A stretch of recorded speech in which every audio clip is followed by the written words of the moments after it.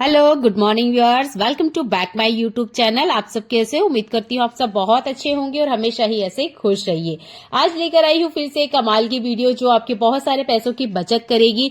सर्दियों से जुड़े हुए बहुत काम की यूजफुल टिप है। वीडियो को एंड तक देखिएगा। आप मेरे चैनल पे आ ही गए हैं तो चैनल को सब्सक्राइब कर लीजिएगा। हम महिलाएं किचन में डेली ही काम करती है। आपने देखा होगा इन बर्नर के बीच में काफी सारी जगह होती है। जैसे कि आप मेरे गैस स्टोव को देख सकते हैं, इसके बीच में ना काफी सारी स्पेस है। अब ये जो जगह होती है ना, गर्म होती है, तो इस गर्म जगह का हम यूज कर सकते हैं बेलन को सुखाने के लिए। विंटर सीजन में ये जो बेलन होती है बिल्कुल भी सूखती नहीं है। हम धो के रख देते हैं पर इसमें नमी बनी रहती है और जब रोटी बनाते हैं तो रोटी चिपकती है। यही जो टिप मैंने आपको बताया है, यही आप मानसून की सीजन में भी यूज कीजिएगा। दूसरा, हम जो पानी पीते हैं, स्पेशल जब हम किचन में काम करते हैं तो महिलाएं खुद पे ध्यान नहीं देती हैं। बीच बीच में हमें पानी पीते रहना चाहिए जितने हमारी बॉडी को रिक्वायरमेंट होती है।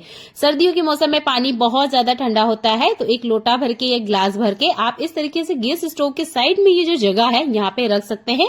पानी जो है वो हल्का सा गर्म हो जाएगा जिसे आप आराम से पी सकती है। इसी के बीच में अभी भी काफी सारी जगह है। अगर आप इस तरीके से इस्तेमाल नहीं करना चाहते तो किचन डस्टर या कोई ऐसा कपड़ा जिसको नमी आपको हटानी है, जैसे ये मेरे बच्चे का जो मफलर है, मुझे अभी इसकी जो नमी है वो हटानी है क्योंकि काफी ज्यादा ठंडा है, अभी बच्चे को पहनाना है। पर यहाँ पर देखिए बीच में काफी ज्यादा गर्माहट होती है, इसी का मैं यूज करूंगी। ये जो मफलर है या कैप है मैं इसके बीच में रख दी हूँ। अब क्या होगा कि अच्छे से गर्म हो जाएगी, इसके अंदर कुछ नमी है तो वो निकल जाएगी और जो गर्माहट है वो बराबर बनेगी। तो आप इस जगह का इस्तेमाल कर सकते हैं इस सर्दियों के मौसम में। उम्मीद करती हूँ ये सिंपल सा टिप आपको पसंद आया होगा। इस ठंड के सीजन में हर घर में जैकेट का इस्तेमाल किया जाता है। जब हम जैकेट का इस्तेमाल करते हैं तो देखिए जैकेट या ये जो स्वेटर है इनमें कुछ इस तरीके से रुए आ जाते हैं, जैसे मैं आपको दिखा रही हूँ। ये देखिए, मैं पास से आपको दिखा रही हूँ, इसमें देखिए कुछ रुए आ चुके हैं। अब इन रुओं को हम कैसे हटाएं? वैसे तो मार्केट में काफी महंगे टूल मिलते हैं इन रुओं को हटाने के लिए, पर अगर आप कोई पैसा खर्च नहीं करना चाहते हैं या आपके पास कोई एक दो जैकेट या एक आधा ही ऐसा कोई कपड़ा है जिसमें इस तरीके से रुए निकल रहे हैं, तो ये हैक आपको बहुत ज्यादा पसंद आएगा। ये जो रेजर होती है ना, इसका हमें यूज करना है। देखिए मैं पास से आपको दिखा रही हूँ, बस हल्के से आपने चलाना है। कोशिश कीजिएगा आप हाथों पे इस तरीके से पकड़ के ना यूज करें, इसे सरफेस पे रखें। मुझे आपको दिखाना है इसलिए मैं सावधानी से आपको दिखा रही हूँ, नहीं तो कपड़ा भी ना कट जाता है गलती से। हल्के हल्के से बस आपने ये रेजर को इसके ऊपर चलाना है। आप देखेंगे जितने भी रुए आपको दिख रहे हैं ना, ये सारे के सारे निकल जाएंगे।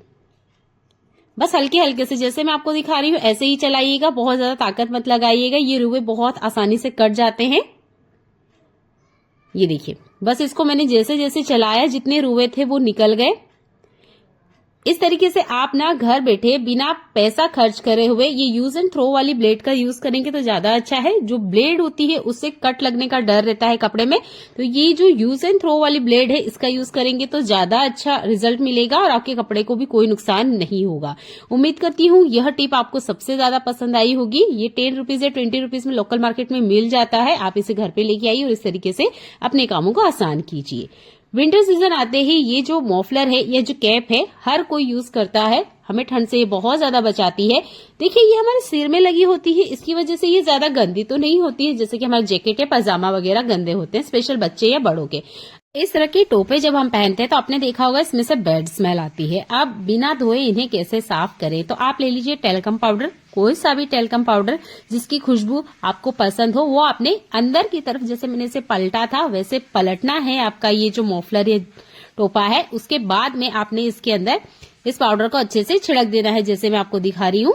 आपको लगता है तो आप अच्छे से इसे छिड़क दीजिएगा ताकि एक्स्ट्रा कोई पाउडर इसके अंदर ना रहे। पर हाँ, इस टोपे के अंदर जितनी भी बैड स्मेल है पसीने की, वो सारी की सारी हट जाती है। उम्मीद करती हूँ यह टिप भी आपको जरूर पसंद आया होगा। घर में छोटे बच्चे हैं तो देखिए टोपा आप भी बच्चों को पहनाते होंगे और बिना धोए आप इस तरीके से बैड स्मेल हटा सकते हैं।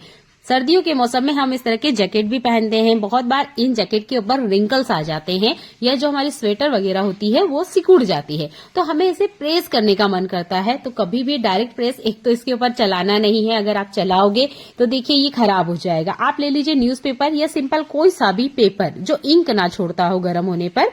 इस पेपर को रखना है, उसके बाद में आपने प्रेस करना है। आपके इस तरह की जो भी जैकेट वगैरह है ये बिल्कुल भी खराब नहीं होंगे। अगर आप डायरेक्ट ऐसे ही लगा दोगे तो देखिए प्रेस पे चिपक जाएगा और ये जो जैकेट है ये भी खराब हो जाएगा। सेम यही टिप आप इस तरह के टोपा वगैरह या जो स्वेटर है उनके ऊपर भी अप्लाई कीजिएगा, क्योंकि जब हम डायरेक्ट जो प्रेस है स्वेटर या इस तरह के टोपे वगैरह पे अप्लाई करते हैं तो उसकी जो लास्टिक होती है वो ढीली हो जाती है या जो ऊन है वो फैल जाता है।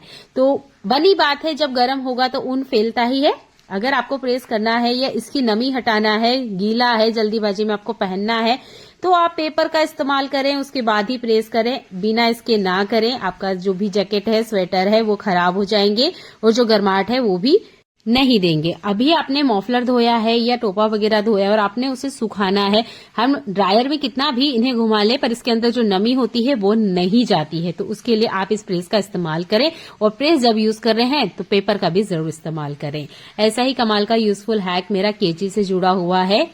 जो लोग सिलाई वगैरह करते हैं उनके पास मशीन का तेल बहुत आसानी से मिल जाएगा, पर मेरी तरीके से भी कुछ होते हैं जो सिलाई वगैरह बिल्कुल नहीं करते हैं पर केची का तो इस्तेमाल हर घर में होता ही है। तो आप ना सरसों का तेल लीजिएगा। सरसों का जो तेल होता है वो अच्छे से एक तो जंग हटा देता है, दूसरा ये ठंड में बिल्कुल नहीं जमता है।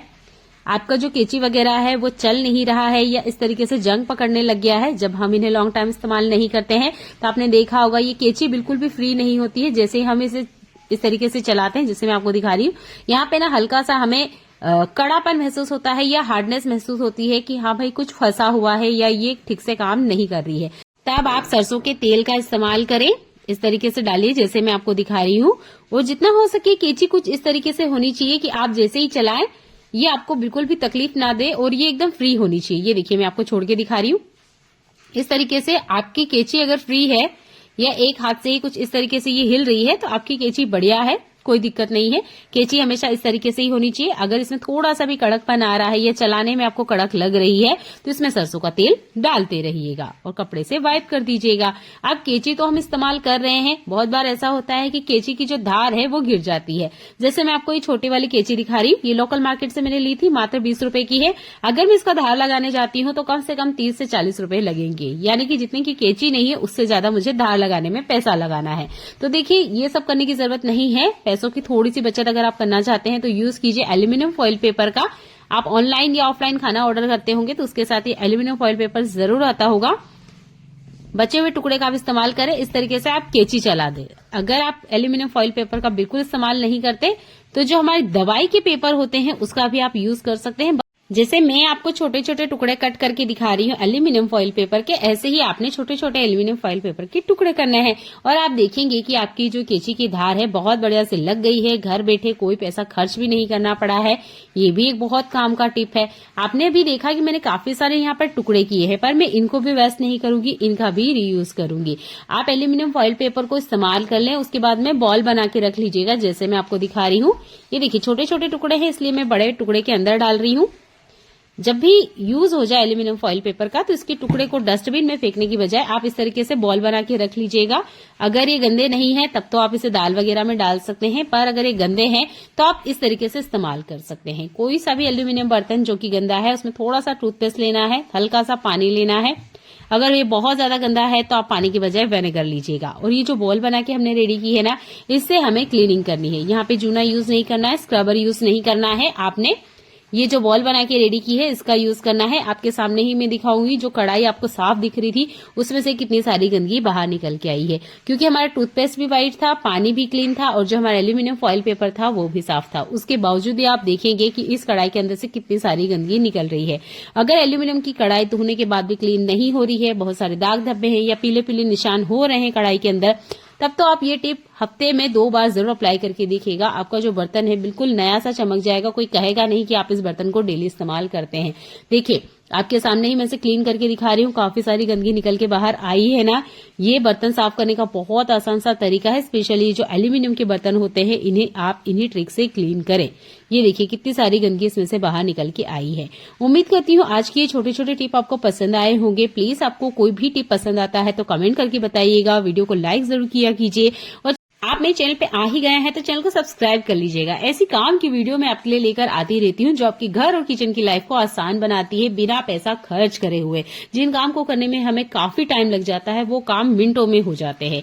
देख सकते हैं कितनी सारी गंदगी बाहर निकल के आई है। थोड़ा सा पानी डाल के मैं आपको दिखा रही हूँ। ये देखिए एक साफ कढ़ाई में से कितनी सारी गंदगी बाहर निकल के आई है। अब इस कढ़ाई को क्लीन करने की मैं बात दिखा रही हूँ। ये देखिए बहुत अच्छे से बढ़िया से ये चमक गई है। ये कमाल है एक थोड़े से टूथपेस्ट और एल्यूमिनियम फॉइल पेपर का। देखने के लिए आपको बहुत सारा धन्यवाद।